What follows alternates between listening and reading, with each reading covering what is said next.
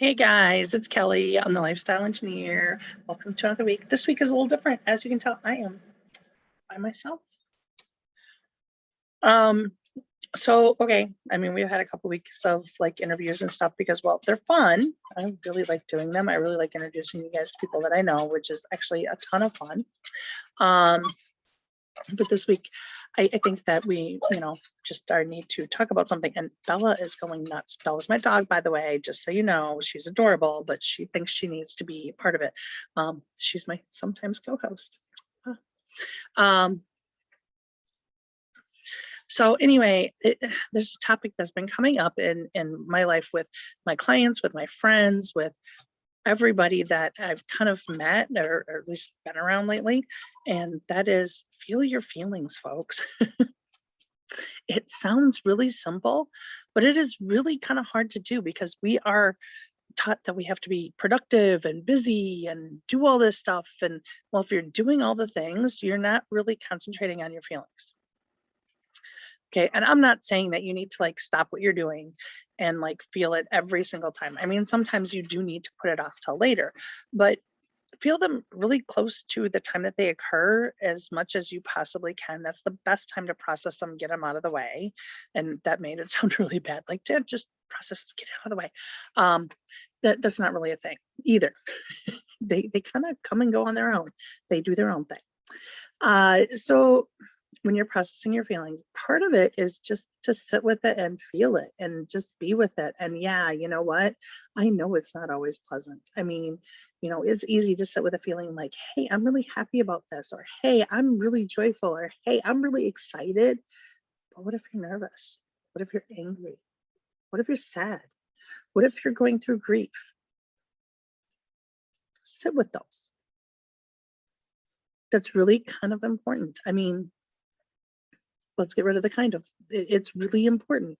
It's really important to feel what you're feeling. It's really important to know what you're feeling. So if you're not sure, it's okay to take a moment or two or 10 or 20, it doesn't matter how long, and describe what you are feeling. I mean, it's okay not to have the label to go with it, but at least describe what you're feeling. The best thing to do, in my opinion, is to take a journal and journal it out, write it out. One, it gives it someplace to go. Your brain wants to put it someplace. So putting it on paper, your brain goes, yep, this is all good. So get yourself a little notebook. Doesn't have to be fancy. It can be a spiral notebook. It can be a 3-ring binder that you put extra pages in. It can be a beautiful journal that somebody crafted. I mean, that's up to you. I mean, seriously.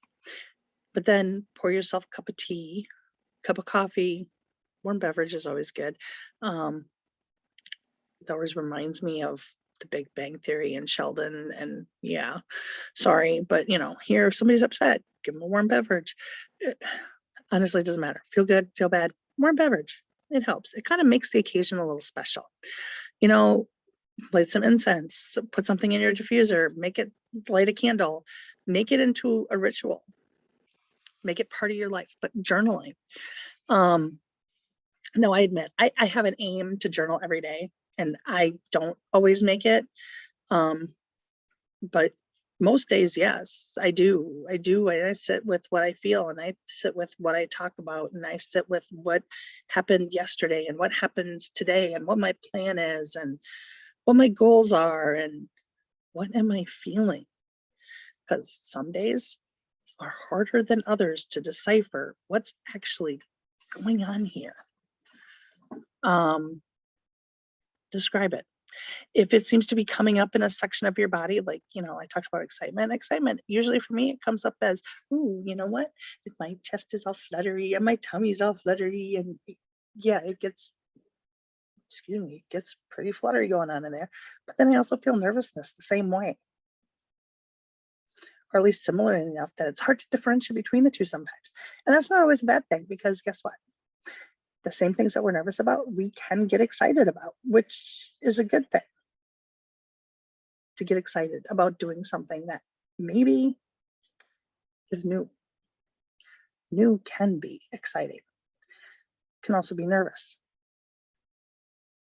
But if we opt for exciting, that's a little more empowering than being nervous. But sometimes you can't opt for another emotion. Sometimes you can't opt for another way to think about it or look at it. Sometimes it is like grief. Grief is something that comes up in my life a lot because I facilitate a support group for toxic relationship recovery. And it's, one of those things, sorry, my phone dinged.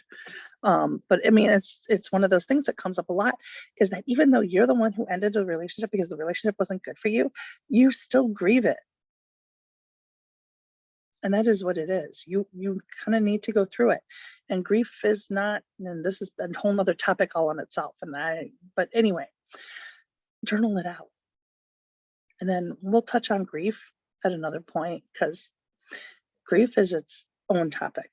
It's a gamut of emotions. It's Pandora's box of them. All right, folks, journal it out, feel your feelings, do it as close to the original time that you see them, feel them. And you know what? If you need help, if you need assistance, let me know. Emails below or on my profile, it's somewhere. It's there. Find me, message me, get in touch with me somehow.